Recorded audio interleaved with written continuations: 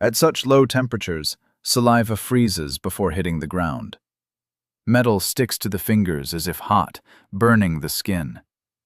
Now imagine stripping off your pants in the open wind on the tundra, where the nearest tree is 400 kilometers away. And no, this isn't an extreme stunt for bloggers. This is an ordinary morning for a Chukotka reindeer herder, every day of his life. I stand at the entrance of the yurt, and I feel like crying. Not from emotion, but from the wind. It hits my face as if someone pressed sandpaper against my cheeks and slowly moved it from side to side. It's 4 in the morning, but here, morning's just a formality. The sun hasn't risen, and won't for another 2 months. It's the polar night. Only stars, snow, and a wind that howls as if the tundra itself is protesting its existence. Next to me stands Valgargin. He is 53 years old, short, broad-shouldered, with a face that looks as if it were carved out of walrus bone. Every wrinkle is a separate winter, a different story. He glances at me and smiles. He's missing 2 teeth, yet his smile is warm. The warmest thing I've felt in the last 12 hours. "Sleep?" he asks. I nod. That's a lie. I haven't slept. I lay in a sleeping bag bought for 28,000 rubles in Moscow, trembling. The bag is rated for -30 degrees. The seller lied. Or maybe I just don't know how to sleep in it. Valgargin slept nearby on reindeer hides, under a thin blanket made of kivyut. It's the wool of a young reindeer. He was snoring. He was warm. The first thing I learned about life among the Chukotka nomads is that my experience is worth nothing. 20 years of city life, a gym membership, a winter jacket costing 40,000 rubles, all worthless here. The rules are different here, rules that are 5,000 years old. Valgargin is the first to leave the yurt. A yurt is their shelter. Imagine a tent made from reindeer hides stretched over a frame of wooden poles. Outside, it looks like a giant upside-down cauldron covered in fur. Inside, there are 2 chambers. The outer one is cold. It's where they store things, prepare meat, and fix the sleds. The inner chamber is called the polok. It's a room of hides, hung inside the yurt like a tent inside a tent. It's where they sleep, eat, and live. It's pretty warm there, around 15 to 20 Celsius when the fat lamp burns. The fat lamp is a flat stone vessel filled with animal fat and moss tinder. It burns quietly, almost without smell, providing a soft yellow light and enough heat to sit in the polok without outer clothing. The Chukchi often undress to the waist when outside temperatures drop to -50 Celsius. It sounds insane, but it's engineering genius. The polok functions like a thermos. The hides trap body heat and the heat from the fat lamp. The air gap between the tent's outer walls and the inner chamber acts as insulation. It's a principle we use in double-glazed windows. Only the Chukchi thought of it thousands of years earlier. But I promised to tell you about the toilet. And now we've arrived at the main point. Valgargin walks from the yurt a short distance, about 20 meters, heading south. The wind blows from the north, always in the direction away from the dwelling. This is crucial. Always downwind, always away from the settlement, always in the same direction. The Chukchi don't have toilets, cubicles, pits, or buckets. They have tundra and rules. The first rule: stay at least 15 to 20 meters away from the yurt when relieving yourself. The second rule: always stay downwind. The third rule: do it quickly. Speed is essential. At -50 Celsius, exposed skin can freeze in 30 seconds. 30 seconds. I timed it. A Chukchi relieves himself in the time it takes me to unzip my jacket. Their clothing is designed for this. Welcome to Lectures Under the Moon with Daniel Hayes, where we explore life in extreme environments. The hooded garment is a long fur shirt that reaches down to the knees. Beneath it, there are fur trousers. The trousers are tied with laces, not buttons or zippers. The laces can be loosened in a single motion, even while wearing gloves. When needed, the hooded shirt is pulled up and the trousers are pulled down. The process is simple. Lift the shirt up, lower the trousers. It takes about 40 to 50 seconds, at most a minute. I tried it myself. It took me 4 minutes. I had thermal leggings, then fleece pants, and finally windproof trousers. 3 layers, 3 fasteners, 3 separate struggles with my clothing. By the time I finally shed all the layers, I was no longer sure why I had even gone outside. My body decided it was better to wait for warmer times. Valgren watched my ordeal silently. He didn't laugh. He simply looked with an expression I recognized from mechanics when I explained that I've accidentally put gasoline in a diesel engine. Women handle relief differently. On the Chukchi Peninsula, women wear a one-piece suit made from reindeer pelts called kurka. It's a full-body outfit, with pants and top integrated into one. It resembles a fur astronaut suit. For relief, a woman pulls down the upper part and squats. The wide hem of the kurka creates what can be described as a small tent around the body. The wind doesn't blow inside, and the skin barely contacts the air. It's brilliant, like having a toilet stall that's always with you. But there's a catch.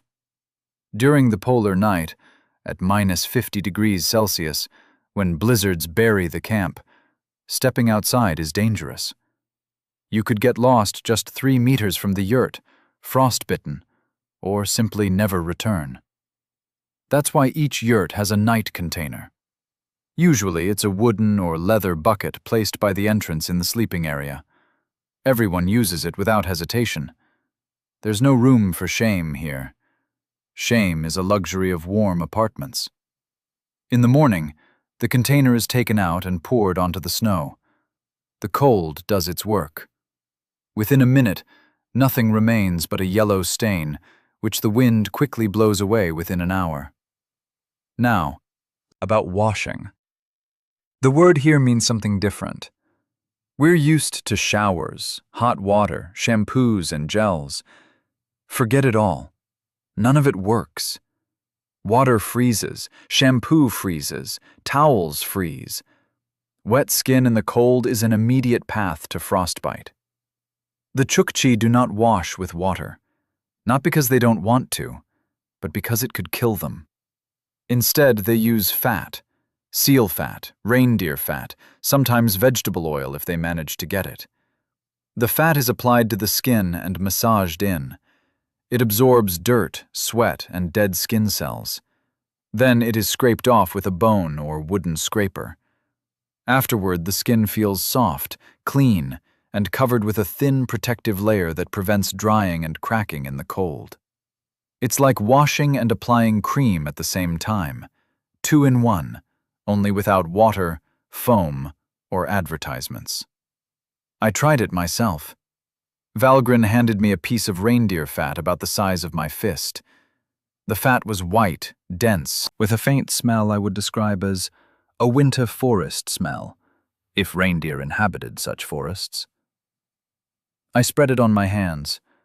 The sensation was strange, as if I had just greased myself with butter. Then Valgren showed me how to remove the fat with a wooden scraper. The motion is short, pulling away from oneself.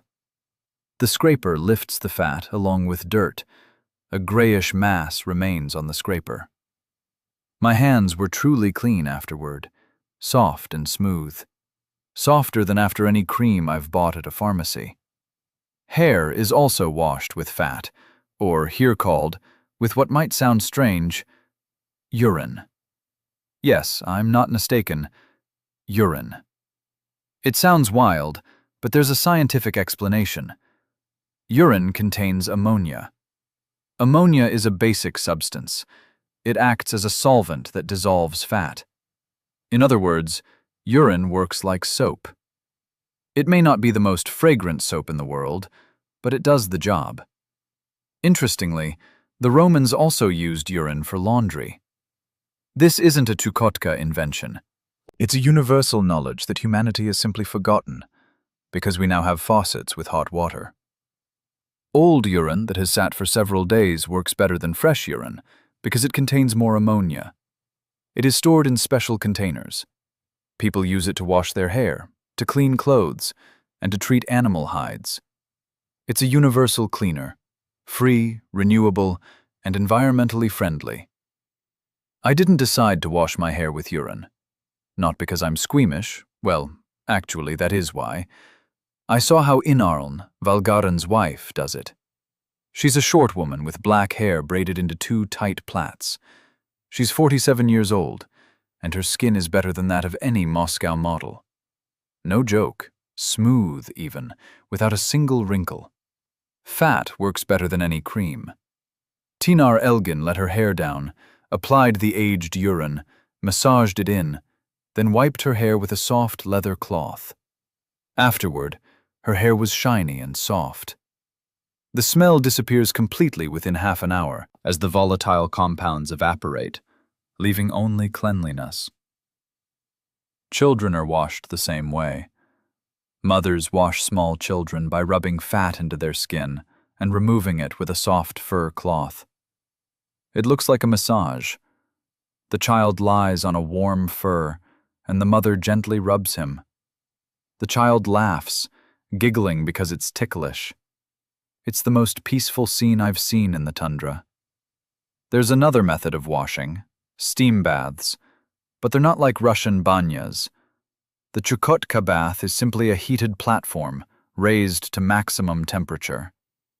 The fat burner burns at full power, sometimes with hot stones added. Inside the bathhouse, the temperature can rise to around 35 or even 40 degrees Celsius. For the tundra, it's like a sauna. People undress, sweat, then smear themselves with fat, scraping it off afterward with tongs. They then step into the cold part of England, where the temperature is near zero, and their bodies suddenly cool down. It's a contrast shower, only without a shower head. I participated in this myself. It was both wonderful and terrible. Wonderful because for the first time in 3 days, I felt that my body existed below my neck. Terrible because when I stepped out into the cold part of England, it seemed as if I had been doused with icy water, even though I wasn't wet at all. It was just a 40-degree temperature difference. Valgarin looked at my face and laughed. For the first time in 3 days, he openly laughed at me. I didn't take offense. I earned that laughter. But let's go back to the morning, to that first morning when I stood by the energy and tried to understand how these people live. The settlement consists of 5 engri arranged in a semicircle. Each entrance faces south with their backs to the north wind.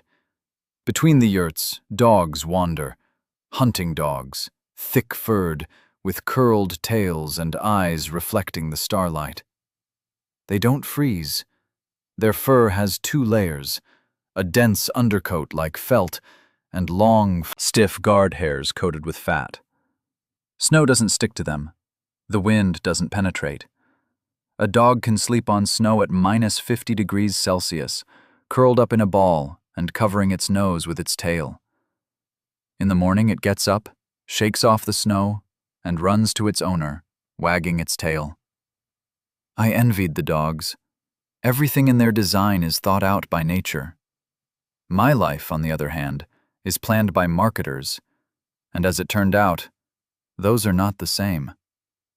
Near the settlement stands a herd of 3,200 reindeer. I didn't count them myself. Kanta, Valgarin's son, told me. He's 26 years old and knows every reindeer in the herd. Not by name, because reindeer have no names, but by their antler shape, coloration, gait, and character. "That one's lazy," he said, "and that one's nervous. The one walking ahead is always the leader." Please like and subscribe to Lectures Under the Moon for more fascinating insights. In the cold, harsh environment of the tundra, the importance of the reindeer is undeniable. An especially important female, always separating herself from the herd, must be driven back into the group. There are 3,200 individual reindeer here. I can't even remember the names of 10 colleagues in an office, but the reindeer are everything. Food, clothing, shelter, transportation, tools. Without reindeer and the Chukchi in the tundra, a person would be dead. Reindeer provide meat, which can be eaten raw, cooked, dried, or frozen. Their hides go into making clothing and covering the yurts. The veins are used as threads, bones as tools, and antlers as frames for sledges. People drink the blood fresh and eat the bone marrow as a delicacy. Even the contents of the reindeer's stomach, semi-digested moss, are used as medicine and seasoning. This is called kanaga. It tastes like sour grass. I've tried it myself. I didn't die. Kanaga leads me toward the herd. It moves across the snow as if it isn't there. Its legs in the torbas, a type of fur boot made from the kapus, the hide from the reindeer's legs, are so sure-footed that it glides effortlessly. The kapus is the most durable and warm part of the reindeer hide. The hairs on the kapus are short and point downward, preventing the torbas from slipping. They work like mountain climbers' crampons, only soft and warm. My boots, which cost 19,000 rubles and have a membrane and insulation, slip at every step. I fall 3 times in 100 meters. Kanta doesn't turn around. He's used to it. The herd's scent hits me immediately. That warm, dense aroma of reindeer and wool, manure and moss. When the temperature drops below -50 degrees Celsius, the smells weaken, but the herd of 3,000 reindeer still smells at any temperature. They stand close together, side by side. A breath from each animal rises into the air, forming a cloud. A small, warm puff amid the icy tundra. Kanta tells me to stay put. He moves into the herd. The reindeer part before him, and then close ranks behind him. He disappears into the mass of horns, backs, and snouts. After a minute, he returns, leading a large bull by the antlers. The bull resists, but lazily, as if it's a morning ritual that has grown dull. It knows resistance is pointless. Kanta ties the bull to the sleds and goes back to the herd. He needs 4 more. Today, 5 bulls will pull the loaded sleds to a new camp. The nomads. The Chukchi do not settle in one place. They move, following the reindeer. The reindeer follow the moss, growing where it hasn't yet been eaten. This is the circle of life. Moving the camp is a major undertaking. 5 yurts must be taken apart, loaded onto the sleds, transported to the new site, and set up again, all in temperatures below -50 degrees, in the wind, and in darkness within a single day. But right now, it's morning, and there are still 2 days before the move. At this moment, Valgragan calls me to breakfast. Breakfast here is ice-cold meat, sliced thin, straganina, shaved from the frozen carcass with a knife. The meat is so cold, it melts slowly in the mouth, like ice cream. The flavor is pure protein, no spices, no salt, just meat. And there's tea, a strong black tea with reindeer fat. Here, tea isn't just a drink, it's fuel. The fat in the tea provides the calories needed to prevent freezing. I sip the tea, feeling the warmth gradually spread from my stomach to my fingertips. Tirilgan, a woman, is clearing the shelves. She lifts the hides, shakes them out in the cold, turns them over, then folds and lays them back. Every morning, every day, the hides must be dry. Moisture is the enemy. Wet hides do not insulate, they rot. That's why the shelves are ventilated daily, even in a blizzard. She takes out the night container, empties its contents onto the snow about 20 meters from the yurts, then returns and places the container back. All this takes about 3 minutes. Her face remains expressionless. Just routine, like pressing a button on a toilet tank for me. Only I have a tank, and she has the tundra. The wind shifts again. I don't notice, but Valgarin does. He lifts his head, sniffs the air, and looks at the snow. The snow dust that was flying from the left a minute ago is now drifting from the right. To me, it's just wind, but to him, it's information. The wind tells about the weather, the direction of the herd, where it's safe now and where it's not. The wind is like the newspaper of the tundra. Valgarin reads it every morning. He says a snowstorm will come tomorrow. I glance at the sky. The stars are bright, not a single cloud in sight. How does he know? The wind has turned eastward, says Kato quietly. Always before a storm. I jot this down in my notebook with a pencil. The pen froze in the first hour. The ink turned into ice. The pencil works at any temperature. Another thing I learned too late. Before a snowstorm, it's essential to reinforce the irangi. Kanta and Valgarin circle each irang, checking the tethers, tightening the ropes, and shoveling snow against the lower edge of the cover. The cover of the irangi is made of 2 layers of reindeer hides, inside out, outside in, with air trapped between, exactly like a thermos. The ropes are made from reindeer sinews. They don't break in the cold. Nylon ropes become brittle below -50 degrees Celsius, like glass. I saw a nylon cord snap on my backpack. It just cracked like a dry twig. But sinew stretches, bends, and holds firm. The snowstorm arrives during the night. It was right. It doesn't come gradually, but all at once, as if someone flipped a switch. A second ago, everything was quiet, and then suddenly, a roar. The orang shudders, the hides flap loudly. Snow hits the walls like someone tossing handfuls of sand. Inside it's warm. The fat stove burns steadily. Tynar Elgin is feeding the child. The youngest of the Orentas is 4 years old.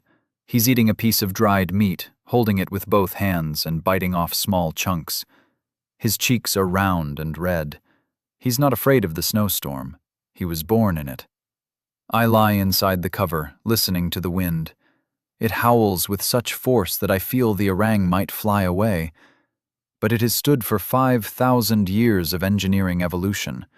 Its streamlined shape, low profile, flexible frame that bends without breaking, heavy base buried in snow. These features allow it to survive even a hurricane that could demolish a tent in 3 seconds. During a storm, no one goes outside. That means everything needed is managed inside. The nighttime container stands near the entrance to the cover. It's used in turns, with everyone turning away from the wall. No one looks, not because it's a rule, but because it's natural, like breathing. The little Renton uses the container most often. 4 years old, with a small bladder and a big appetite. Tirilgian constantly helps him, holding him, wiping him with a soft hide. The hide is then discarded into a separate bag. In the morning, when the storm subsides, they carry out the bag. No diapers here, only dry moss. Moss absorbs moisture better than any synthetic material. It's soft, antibacterial, and free. In summer, women gather moss in sacks and dry it. In winter, a supply of moss is a supply of cleanliness. They put moss in the baby's cradle and in the little children's trousers. It's used as toilet paper. When moss gets wet, it's simply discarded and replaced with fresh. I asked Tynar Elgin how much moss is needed for the winter. She thought for a moment and pointed to 3 large sacks in the corner of the irang. Each sack is as big as I am.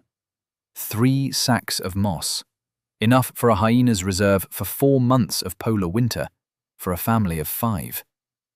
A modern family of 5 spends around 5,000 rubles a year on toilet paper.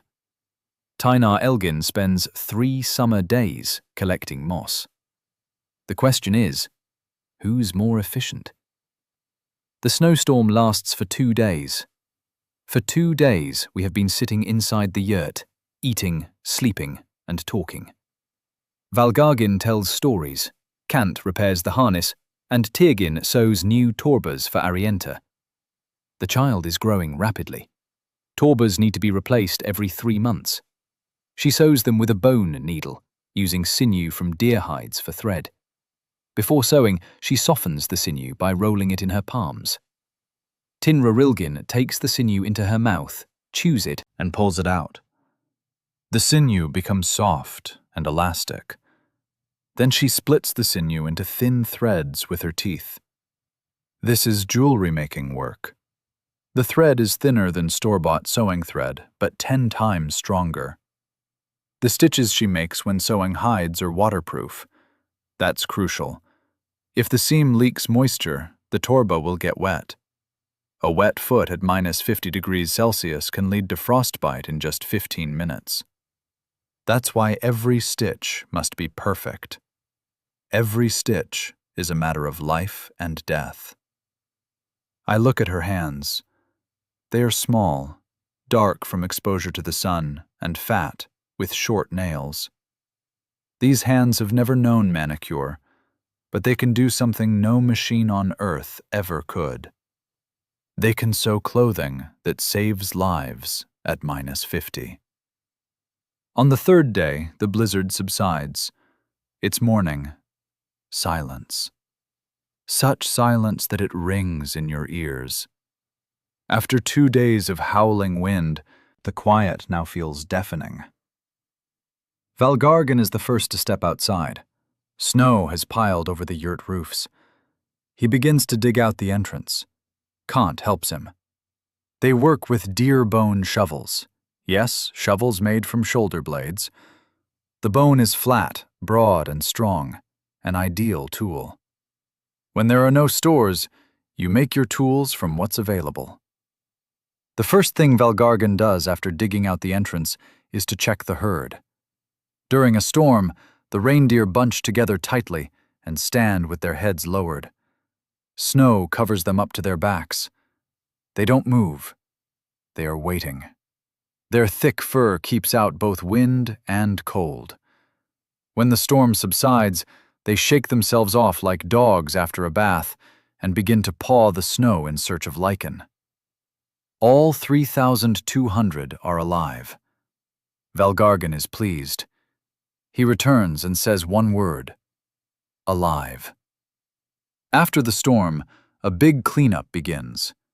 Tynar Elgin and the women from the other yurts carry out all the hides from the shelters, shake them out, beat them, and lay them on the snow. Frost is the best disinfectant. At -5°C, bacteria, parasites, and fungi die off. The hide that has been lying in such cold for an hour is more sterile than after chemical cleaning. They also freeze their clothing: shirts, pants, kirks, mittens. Everything is spread out on the snow. Then the women beat it with sticks. Ice that has formed on the hides from breathing and sweating falls off in fine dust. The clothing is dry again, warm once more. This is their way of washing, without water, without soap, without machines. Frost and sticks are simple and effective. I ask Valgargin how often they do this. He shrugs. After every storm, when the hides become damp or when necessary. There's no schedule, only necessity. A city person has a schedule. Shower every day, laundry once a week, cleaning on Saturdays. But the Chukchi have intuition. They sense when something has become damp, when the body needs to be rubbed with fat, or when it's time to change moss. It's not dirt or laziness. It's a different system. A system that has worked for 5,000 years. In the evening, Kant leads me to the creek. Not a flowing stream, of course, but a frozen one. The ice is cut with an axe and carried into the yurt. There, the ice melts in a pot over the fat lamp. That's the only way to get water.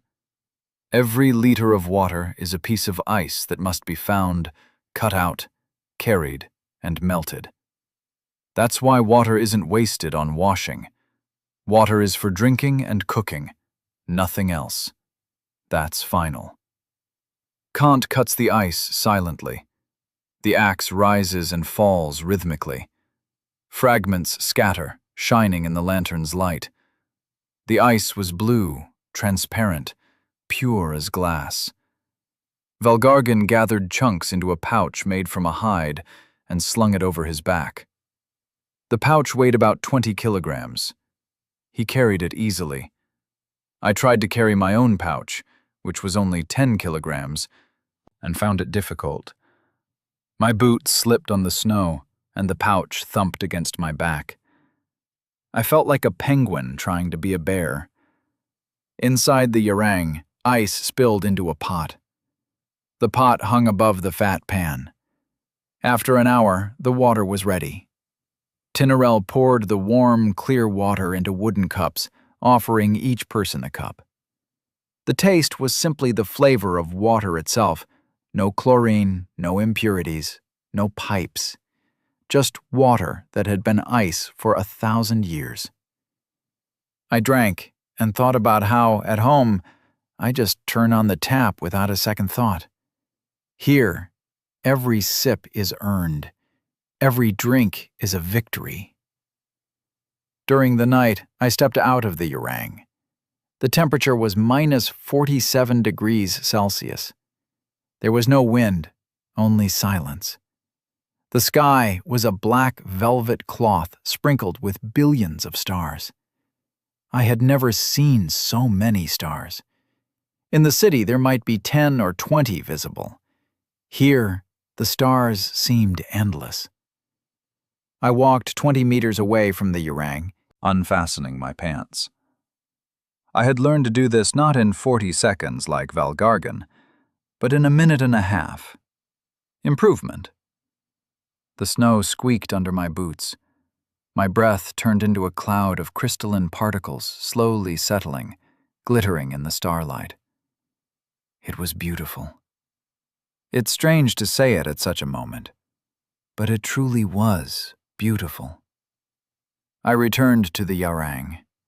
The shelf was warm, the fat stove burned steadily. Valgargan was snoring. Teriligan was sleeping, holding Rinton close. Kant was lying with his eyes open, staring at the ceiling of the canopy. "Quote, zero, quote," I whispered. "Quote, one, quote," he replied. "Quote, two, quote." Through the animal hides of the yarang, a quiet, steady crunching sound reached us. Reindeer hooves, breaking the snow and chewing lichen. The sound was like white noise, like the ocean, like the heartbeat of life itself.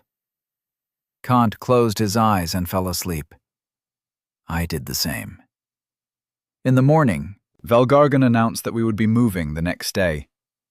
The herd had eaten the lichen around the camp. It was time to move. We'd travel 30 kilometers northwest to a grazing area they had used 2 years earlier. Reindeer lichen grows slowly. It takes 2 to 3 years to recover. That's why the Chukchi never return to the same place before it's replenished. It's not about ecology. It's about survival. If you destroy the pasture, the herd will die. If the herd dies, so will you. Disassembling the yarang took 2 hours. I tried to help, or at least stand nearby and pass what I was asked for.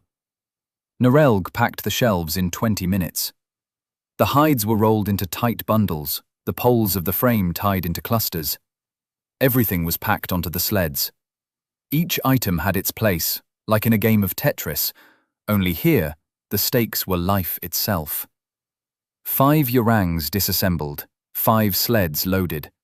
5 teams of 5 reindeer each, standing impatiently, pawing the snow. The herd had already begun to move. The leaders walked ahead, with the main group following behind. Women and children sat on the sleds, while the men moved alongside on skis. I was assigned a seat on a sled next to Rentian. The boy looked at me seriously, then extended a piece of frozen meat. "Quote 3, quote," he said softly. "Quote 4, quote." He was only 4 years old, yet he was already caring for me. We set off. The sleds glided quietly over the snow with a soft hissing. The reindeer ran at a steady trot. The runners of the sleds were made of bone. Bone slid better over snow than plastic. It's another technology that has existed for 5,000 years. 30 kilometers and 7 hours of travel. We stopped every hour and a half. During the breaks, we drank tea from the thermos, ate some meat, checked the harnesses, and, of course, went to the toilet. Everyone moved quickly and instinctively, without words. I no longer felt distressed. It took only a minute and a half to untie the harness. The pants went up, the bushy coat came down. It was a simple task, but I was proud of myself. Valgargan nodded approvingly. "Quote 5, he said. We were in a new place now. The flat expanse was protected from the wind by a low hill, with heather growing beneath the snow. The reindeer were already grazing, their hooves crunching softly on the ground. A woman was beginning to set up the yergin, constructing the frame, covering it with hides and stretching out shelves. 2 hours later, the camp was as if it had always been here. The fat stove was lit, tea had been brewed, and the shelves had warmed. Tyrjulgan was spreading hides to dry. Rentian was already sleeping, curled up in a ball. I was sitting in the cradle, sipping tea with fat. My hands smelled of reindeer. My clothes carried the scent of smoke. Finally, my boots dried, stuffed with dry grass and placed beside the fat stove. Valgargan sat across from me, eating boiled meat, dipping pieces into salt. Salt is the only product the Chukchi buy. Everything else is provided by Tumbra. He looked at me and said, "Quote 6. I laughed. He did too. Outside the Jurgen, the wind howled. Stars shone brightly. Reindeer chewed on heather. The dogs slept curled into balls. From 5 Jurgens, a gentle steam rose from the fat stoves. This is not survival. This is life. Another life. A life where the toilet is 20 meters of tundra. The shower is reindeer's fat and a scraper. The washing machine is cold and a stick. The water supply is a piece of ice in the kettle. And you know what? It works. For 5,000 years it has worked. Without electricity, without sewage, without central heating, without anything we consider essential to life. I returned home after 10 days. The first thing I did was stand under a hot shower for 20 minutes. Water flowed over my body. I thought about Tinalin, who washes with fat and a scraper. About Valgargan, who answers nature's call in 40 seconds at -50. About Kant, who listens to reindeer through the walls of the Yergan. And Orintini, who at 4 years old knows more about survival than I do at 35. The water stopped flowing. The bathroom was warm and quiet. I stood there, looking at the fogged-up mirror. Somewhere out in the tundra, over 4,000 kilometers from here, Valgargan emerged from the Yergan, looked at the stars, sniffed the wind, and headed toward the herd. Because reindeer must be checked, because heather must be found, because life does not wait. If you found this interesting, subscribe to the channel and leave a comment. Tell us, could you survive even a single day in the tundra at -50? I managed 10 days, but only because I was surrounded by people who know the tundra better than I know my own apartment. See you in the next video. Thanks for watching Lectures Under the Moon. Don't forget to like and subscribe for more stories from the Arctic.